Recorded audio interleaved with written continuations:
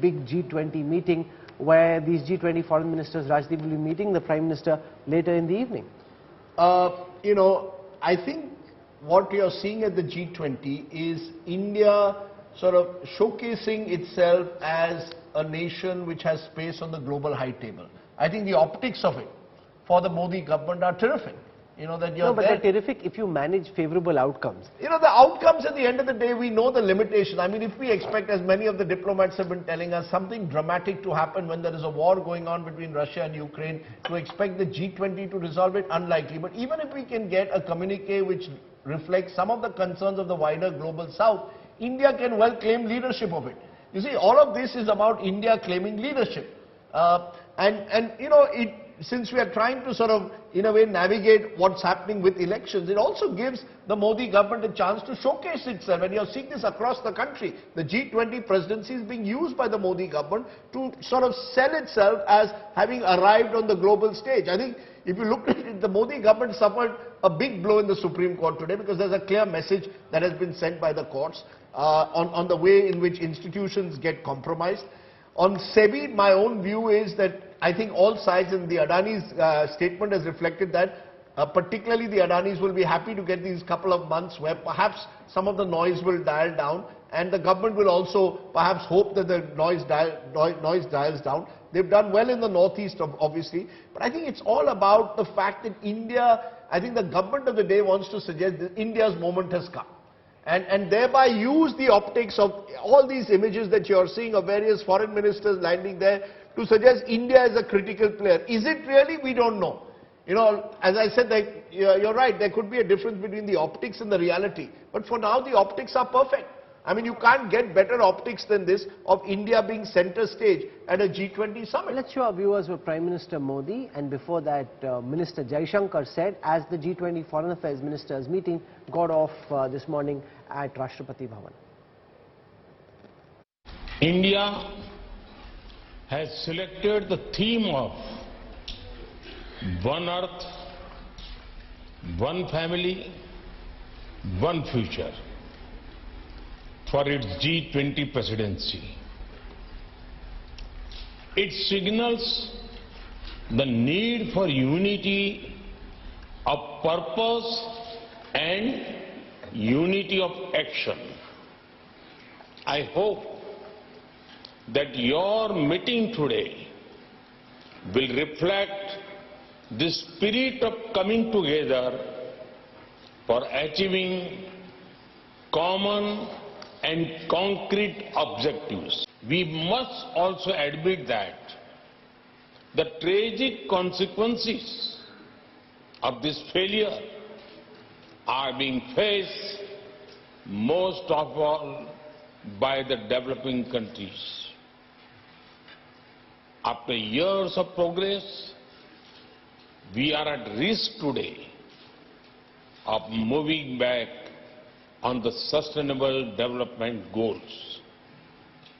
Many developing countries are struggling with unsustainable debt while trying to ensure food and energy security for their people. We have seen stable economies suddenly overwhelmed by debt and financial crisis.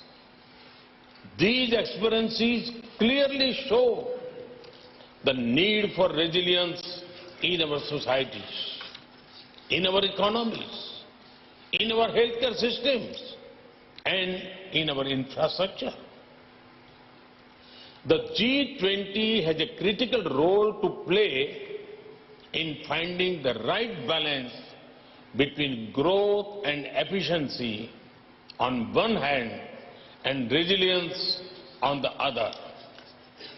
We can reach this balance more easily by working together. That is why your meeting is important. I have full trust in your collective wisdom and ability. I am sure that today's meeting will be ambitious, inclusive, action-oriented, and will rise above differences. They are also the ones most affected by global warming caused by richer countries.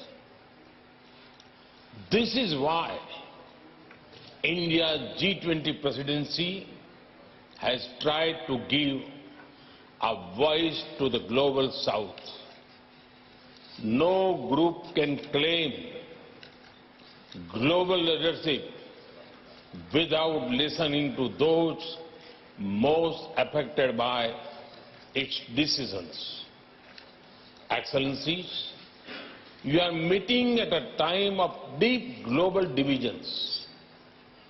As Foreign Minister, it is but natural that your discussions are affected by the geopolitical tensions of the day.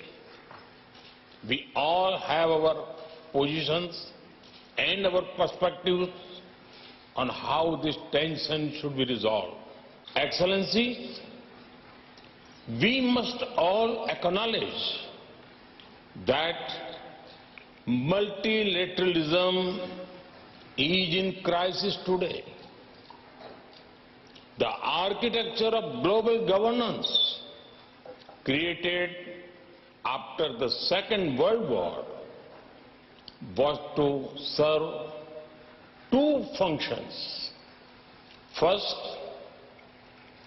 to prevent future wars by balancing competing interests. Second, to foster international cooperation on issues of common interest.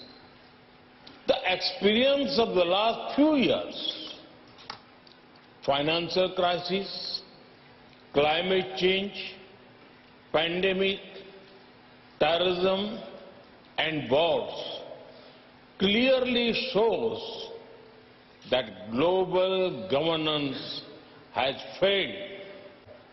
At the leading economies of the world, we also have a responsibility toward those who are not in this room.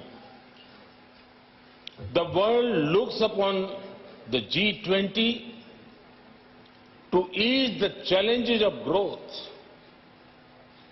development, economic resilience, disaster resilience, financial stability, transnational crime, corruption, terrorism, and food and energy security.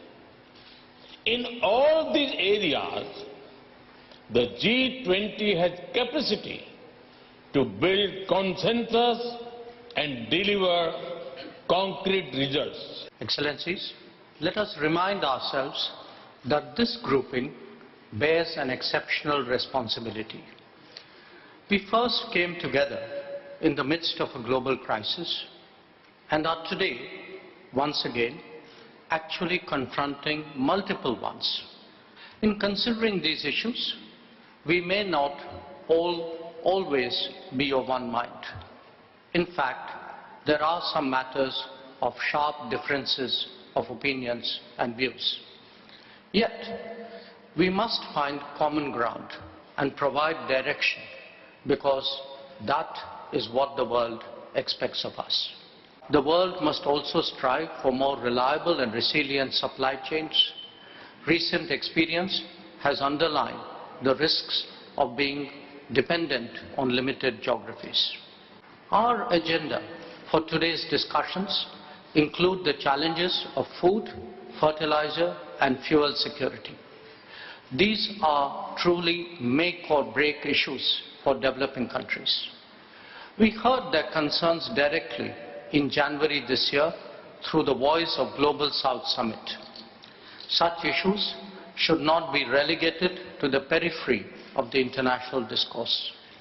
They are, in fact, crucial to the global economy and must be treated as such.